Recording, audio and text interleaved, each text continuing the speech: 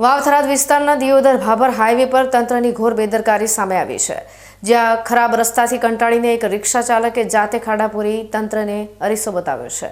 26મી જાન્યુઆરીએ જ્યારે આખો દેશ પ્રજાસત્તાક પર્વ ઉજવતો હતો, ત્યારે આ રિક્ષા ચાલકે પોતાની નૈતિક ફરજ સમજીને લોકોના જીવ બચાવવાનું ભગીરથ કાર્ય કર્યું હતું।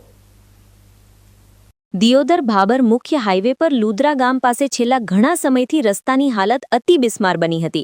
હાઈવે પર પડેલા મોટા મોટા ખાડાઓને કારણે વાહન ચાલકોને પસાર થવામાં ભારે મુશ્કેલી પડતી હતી અને અનેક વખત નાના મોટા અકસ્માતો સર્જાતા હતા। સ્થાનિકો દ્વારા વારંવાર રજૂઆતો કરવા છતાં જવાબદાર માર્ગ અને મકાન વિભાગના પેટનું પાણી પણ હલતું નહોતું। તંત્રની આ આળસ જોઈને લુદ્રા ગામના રિક્ષા ચાલક વિનોદભાઈ ચૌહાણનું હૃદય દ્રવી ઉઠ્યું હતું। 26મી જાન્યુઆરીના પવિત્ર દિવસે તેમણે કોઈની પણ રાહ જોયા વગર જાતે જ સિમેન્ટ અને રેતીની વ્યવસ્થા કરી હતી।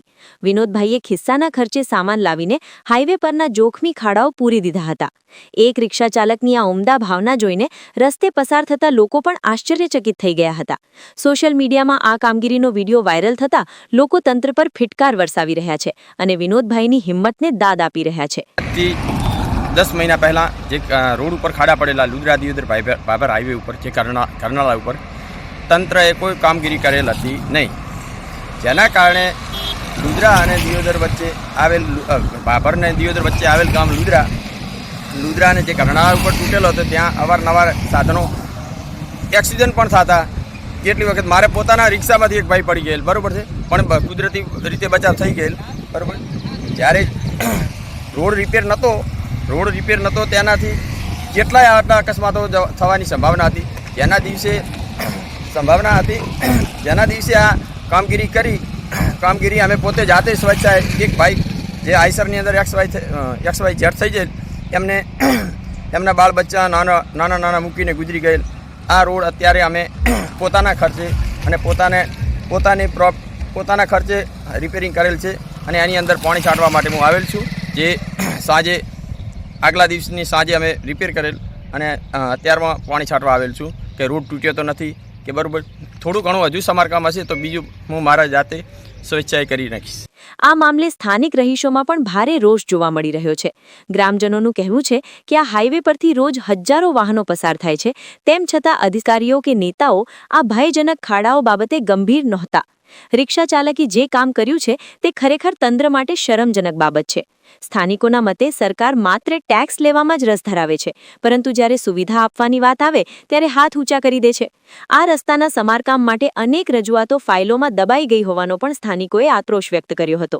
હાઈવે ઉપર આવેલું લુદ્રા ગામથી આગળ થોડો કરનાળે પાસે એક કરનાળું હતું, ત્યાં પાઇપલાઇન ખોદવાના કારણે કરનાળ તોડવામાં આવ્યું હતું રોડ, તો કોઈ તંત્ર દ્વારા કોઈ એનું રિપેર કામ બરાબર થયું નહોતું, જેના કારણે મોટા મોટા ખાડા પડ્યા હતા।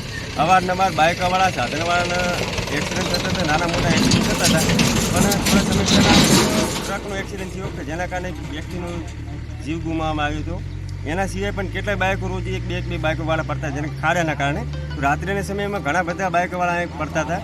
તો અમારા ગામના વિનોદભાઈ ચૌહાણ દ્વારા આ ખાડો બૂરવામાં આવ્યો છે। એમણે 2-5 હજારનો ખર્ચો કરી રેતી કપચી સિમેન્ટ પોતાના જાતે ખર્ચો કરી અને પોતે ખુદ રિક્ષા ચલાવે છે, કે જેના કારણે અમે પૂછવામાં આવ્યું કે વિનોદભાઈ સરકારે તમને આપ્યું છે, તો પોતે કેના સરકારે નહીં આપ્યું, હું મારા જાતે માનવતાની દ્રષ્ટિ દાખવી એના કાર્ય કરવો છું કે જેના કારણે બીજું એક્સિડન્ટ ના થાય અને કોઈ નિર્દોષ લોકોની જાન ના જાય, એના માટે કંઈ વિનોદભાઈ આજે હું કાલે સાંજે ખાડો બૂરવામાં આવ્યો એમના દ્વારા, અને આજે અમે જોઈને જતા તો પૂછ્યું કે શું કરો છો, તો કે પાણી છાંટું રહું છું કે જેના કારણે મજબૂતે ટકી રહે।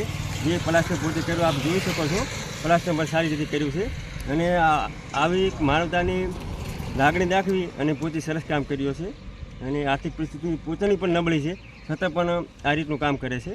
આ ખરેખર તંત્રને કરવું જોઈએ, આવી રીતના ખાડા પડ્યા હોય કે જેના કારણે અકસ્માતો અવારનવાર ના થાય, પણ તંત્ર દ્વારા કોઈ નોંધ લેવામાં નથી આવતી, તો ગામના યુવાઓને નોંધ લીધી છે।